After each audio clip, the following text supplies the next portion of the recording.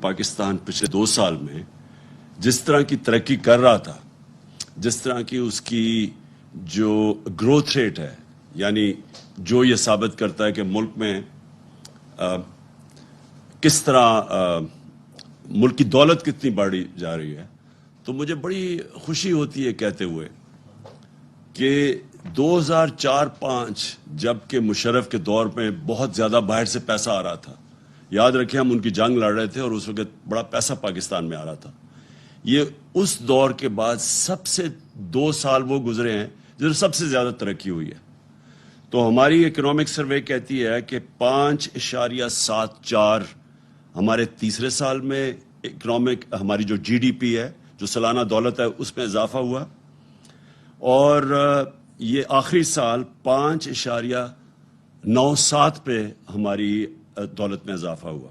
پھر سے میں یہ کہہ دوں، یہ 2004-05 کے بعد سب سے وہ 2 ایسے سال ہیں جدھر سب سے زیادہ ہماری آمدنی میں اضافہ ہوا ہے، ہمارے آخری 2 سال. دوسری چیز یہ بڑی آپ کے لیے کہ ملک ترقی کیسے کرتا ہے. ملک ترقی تب کرتا ہے جب اس کے پاس پیسہ آتا ہے، جب اس کے پاس پیسہ آتا ہے خرچ کرنے کے لیے.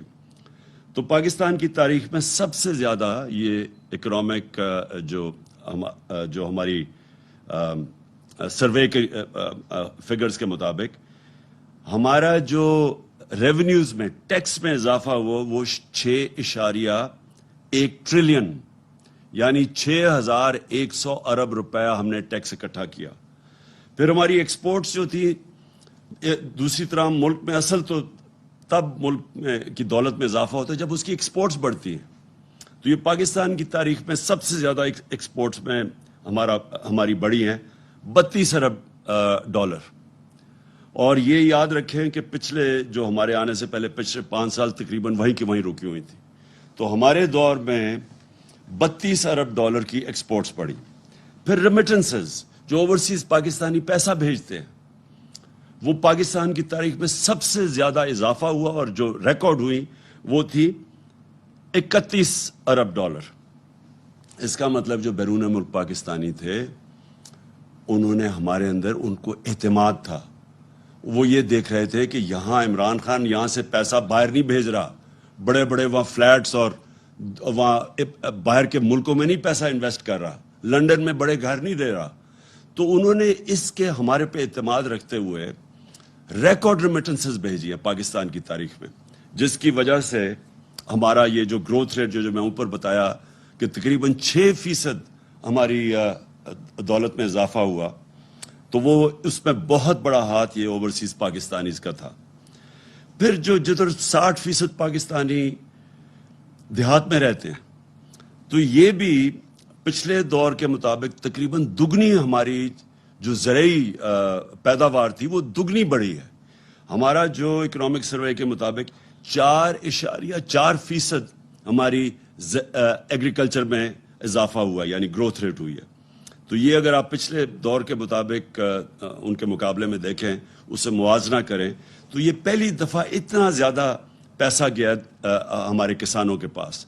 کبھی پچھلے 10-15 سال میں کسانوں کے پاس اتنا پیسہ نہیں آیا، اور اس کی بہت بڑی وجہ کہ ہم نے جو انسینٹیوز دیے، ہم نے جو یہ جو شوگر مافیا تھا یہ پیسے نہیں دیتا تھا کسانوں کو، وقت پہ پیسہ دلوایا اور پوری قیمت دلوائی. پہلے کٹوتی ہوتی تھی، پورا پیسہ نہیں پہنچتا تھا، قانون بنائے، ان کو ٹائم پہ پیسہ دلوایا.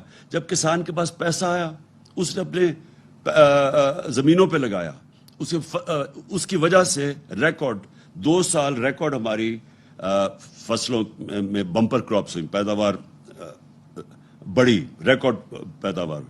پھر انڈسٹری، یہ جو گروتھ ریٹ بڑھی ہے اس میں بہت بڑا ہاتھ انڈسٹری کا ہے. انڈسٹری ہماری بڑی 7.2% پہ، اور جو لارج سکیل مینوفیکچرنگ ہے جس میں دولت میں بھی زیادہ اضافہ ملک میں ہوتا ہے اور جو روزگار بھی دیتا ہے، وہ لارج سکیل مینوفیکچر 10.4% اس پہ گروتھ ریٹ ہوئی. اور یہ بڑی دیر کے بعد انڈسٹری ہماری ریوائیو ہوئی. آپ کو پتہ ہونا چاہیے کہ جب ہم آئے تھے تو فیصل آباد میں ٹیکسٹائل انڈسٹری بند ہو رہی تھی، اپنی فیکٹریوں کو وہ ریل اسٹیٹ ہاؤسنگ پروجیکٹس بنا رہے تھے جب ہم آئے تھے. اور ٹیکسٹائل کی ریکارڈ ایکسپورٹس ہوئی.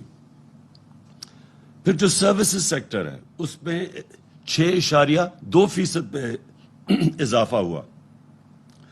اور جب کہتے ہیں کہ جنہوں نے بہت بڑے قرضے لے لیے, ملک کو قرضوں میں ڈبو دیا, یہ میں آپ کو اب فگرز بتاتا ہوں کہ ہمارا جو debt G D P ratio ہے, جو نون لیگ چھوڑ کے گئی تھی 64% پہ, 64% پہ, وہی ہم نے مینٹین کیا. اور یہ یاد رکھیں کہ ہمیں جب ہماری انہوں نے جو قرضے لیے ہوئے تھے اس بیرونی قرضوں کے اوپر سود دینا پڑتا تھا.